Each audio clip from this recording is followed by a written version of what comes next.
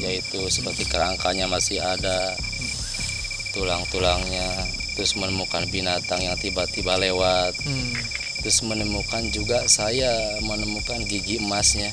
Oh, gigi emas. Gigi Jadi emasnya. beliau pakai gigi emas ya? Mungkin kemungkinan karena yang saya temukan di galian itu ada gigi emasnya.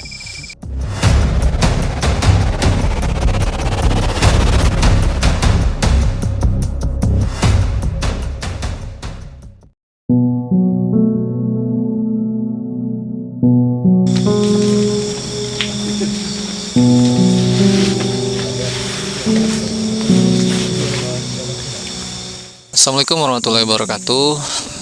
Dulur-dulur, alhamdulillah wa syukurillah, kali ini kembali lagi bersama kami dari channel TDM atau Tiludul Misteri. Di sesi kali ini Tiludul Misteri akan berkunjung ke sebuah makam sesepuh di daerah, masih di Kabupaten Sukabumi, yang dimana dibalik cerita makam sesepuh ini terdapat sebuah cerita yang nanti kita akan ambil pelajaran gitu. Dan alhamdulillah saya tidak sendirian kali ini, Lur, disertai oleh tokoh masyarakat yang memang nanti mengantar saya ke lokasi, dan alhamdulillah juga beliau adalah saksi hidup mengenai bagaimana kronologi cerita di sana gitu. Assalamualaikum Pak Ustadz. Waalaikumsalam warahmatullahi wabarakatuh. Terima kasih sudah nganter saya dan bersama teman-teman Tiludul Misteri ke lokasi ya Pak Ustadz ya. Ya, sama-sama. Mohon maaf kami dari Tiludul Misteri nih malam-malam ini hampir pukul 1 malam minta ditemani oleh beliau ke makam, karena niat kami di sini ingin bisa ke dulu semua di balik gelapnya malam, di balik gelapnya dunia ini pasti ada cahaya yang insya Allah akan menjadi penerang kita ya. Filosofinya juga dalam kehidupan, mudah-mudahan di balik ke gelapnya kehidupan kita masih berhusnudon, ada cahaya yang bisa membawa kita ke arah kebaikan gitu. Amin. Pak Ustadz, bisa diceritakan nih bagaimana cerita mengenai makam di sana? Assalamualaikum warahmatullahi wabarakatuh. Waalaikumsalam warahmatullahi wabarakatuh. Dulur semua namanya. Tiludul Misteri semuanya. Nama saya Ismet dari Kampung Pondok Ticuk, Desa Balai Kambang, Kecamatan Nagrak. Kata masyarakat sekitar, dulu di sini ada makam jawara. Ya, mungkin yang berisin inisial HR. Jadi di zaman Belanda ya? Zaman Belanda dulu.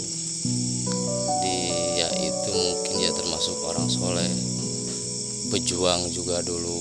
Pejuang dalam rangka kemerdekaan juga ya? Ya, cuman mungkin bermusuhannya itu sama orang-orang Belanda. Ya. Dia itu, kata orang-orang masyarakat sini, katanya dia jawara, terus mungkin di sekitaran sini dia terletak kuburannya di atas. Dan saya suatu ketika pernah menggali kuburannya karena kuburannya mau dipindah lokasi pindah lokasi ke arah sebelah. Dan ya, ketika menggali kuburan ada beberapa hal yang bisa kita pelajari dan ambil hikmahnya dari situ. Itu sekitar tahun berapa Pak Ustadz dilakukan penggalian ulangnya?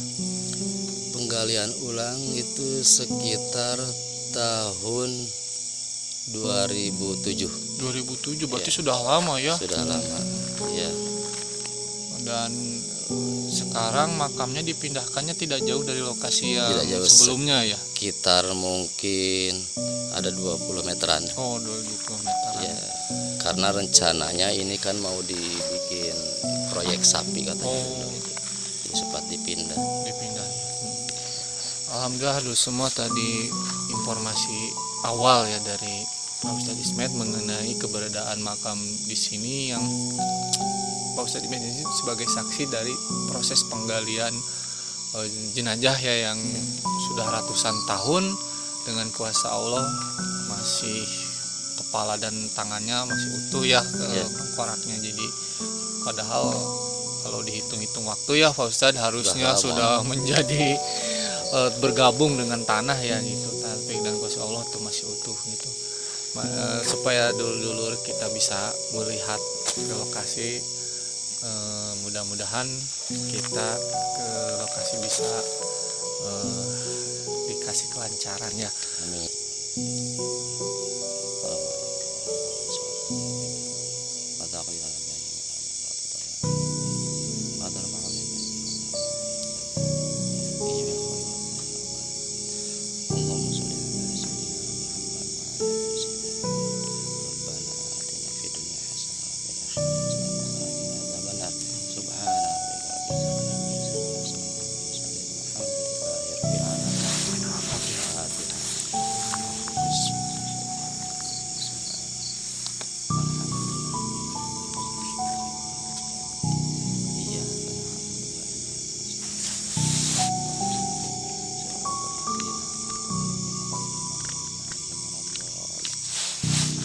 Lur, supaya kita tidak penasaran, mari kita ke lokasi. Baik Pak Ustadz, mari kita ke lokasi. Jadi kalau di sini Lur dilihat ada bekas jalan setapak ya Pak Ustadz ya, yang kayak kendaraan roda 4 kayaknya bisa masuk. Karena mobil juga bisa masuk. Karena sekarang ini sudah dijadikan lahan perkebunan.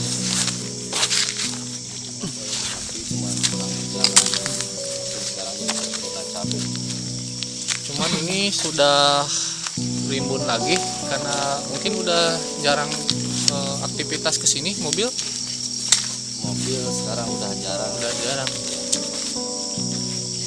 Cuman waktu pertamanya aja ini masuk mobil aktivitas banyak untuk mengangkut pembangunan ya. Iya.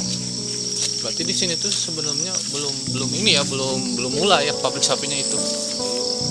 Udah mulai, sempat mulai cuman belum berjalan lancar. Akhirnya tanahnya mungkin dikontrakin lagi sama yang lain. Kalau sekarang sementara dikelola oleh siapa? Dikelola oleh orang luar ini. Jadi statusnya disewakan ya Pak Ustadz? Iya.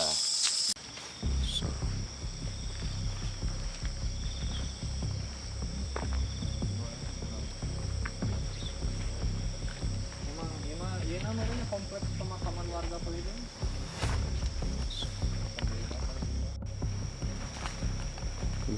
Assalamualaikum warahmatullahi wabarakatuh. Assalamualaikum.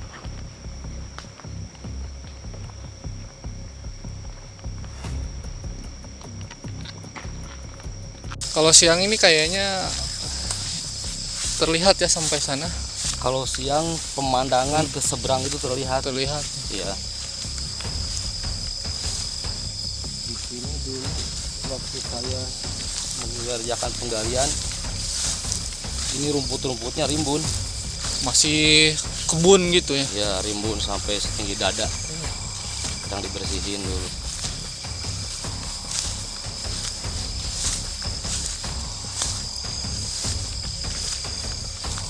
Ini ada tempat istirahat petani kayaknya, mungkin ya bos saja yang bekerja di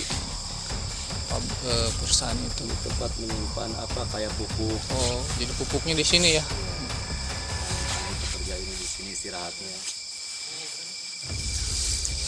Kalau ini masih berproduksi, apa memang sudah dibiarkan begitu saja ini? Mungkin sekarang ini udah nggak ada yang kerjanya. Mungkin yang pengelolanya juga belum kesini lagi, jadi akhirnya belum dibersihkan. Belum dibersihkan ya. Ini tuh yang tadi ya, perkebunan cabai ya Pak Ustadz ya? Iya. Jadi benar-benar sekarang terbengkalai lah statusnya ya. Lokasinya di sebelah mana Pak Ustadz? Yang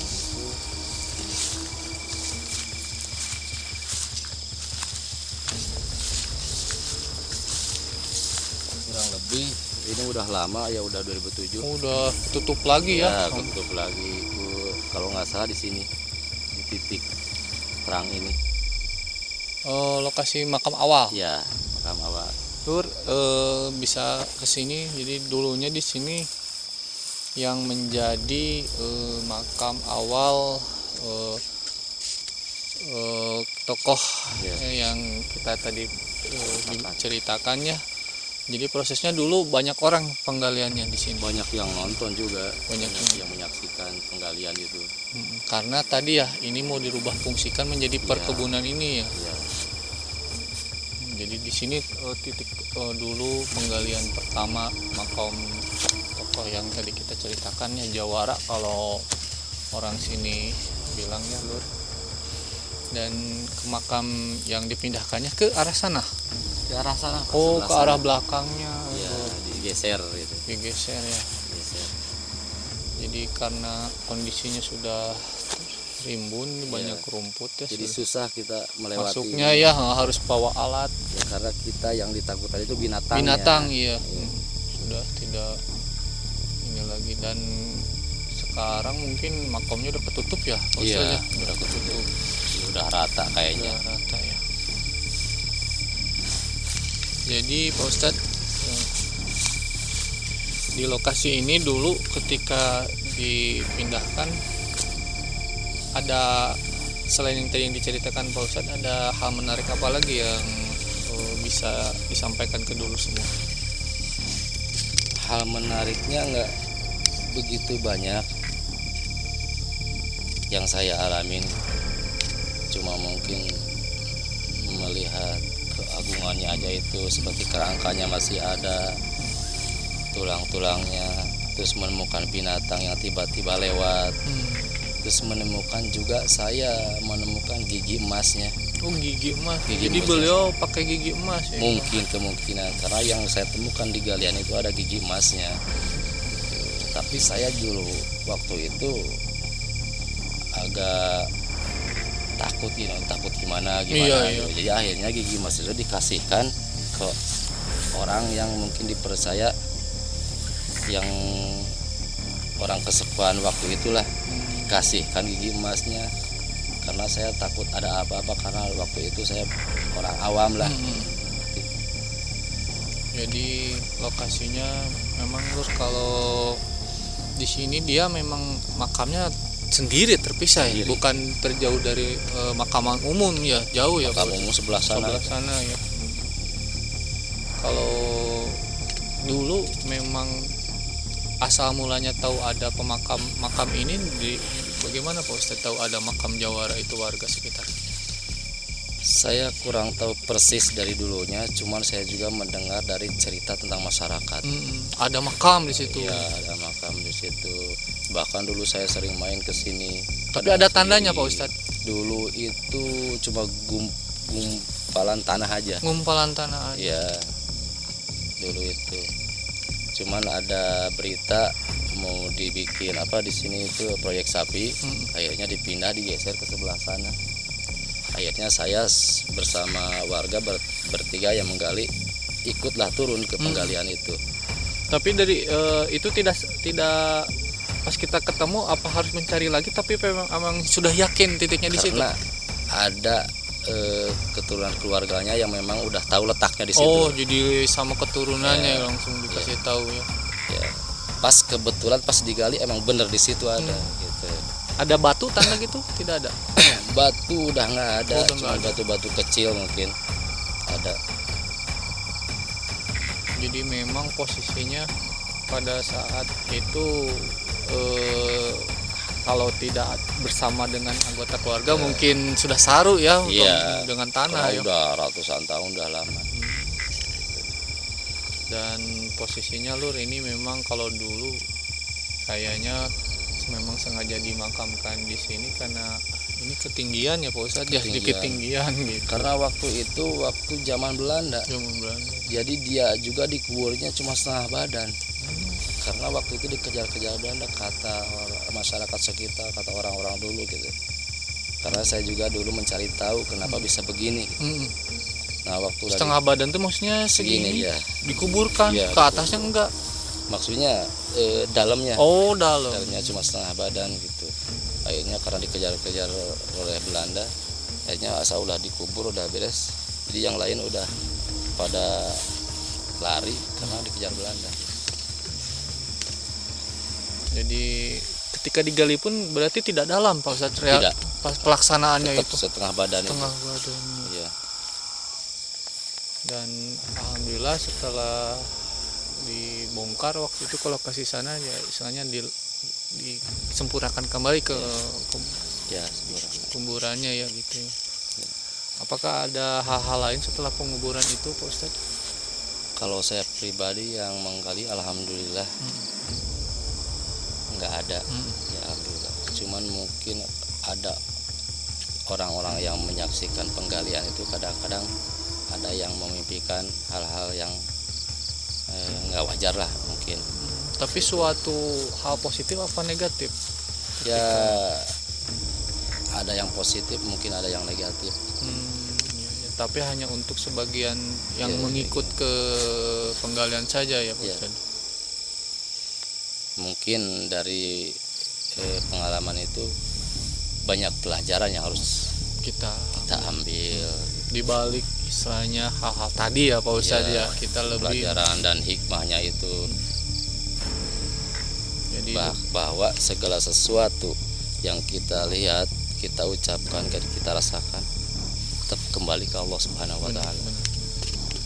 Dan amalan kita di dunia istilahnya ketika kadang ya Pak Ustadz ya, ketika meninggal istilahnya kadang kan orang bilang ya Pak Ustadz, ketika berbuat baik di dunia di alam kubur pun dibahagiakan. Iya. Ya, gitu.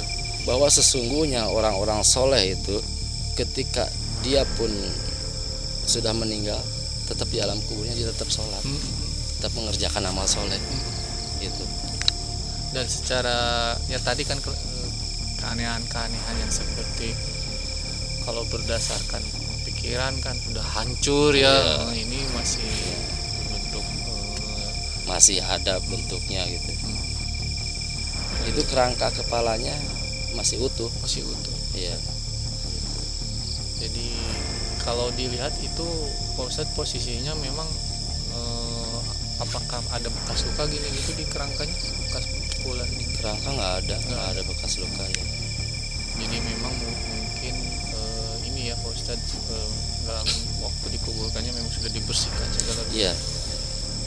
Mungkin kedalamannya itu antara 1 meter dan panjangnya juga mungkin 1,5 meter. Nggak normal kayak biasa karena zaman dulu itu zaman gentingnya itu. genting ya, secepatnya kita Iya. menggali kubur ya harus dikuburkan. Iya. Jadi memang dulu banyak hikmah ya dari penelusuran kita kali ini ke daerah Pondok Tisuk ini.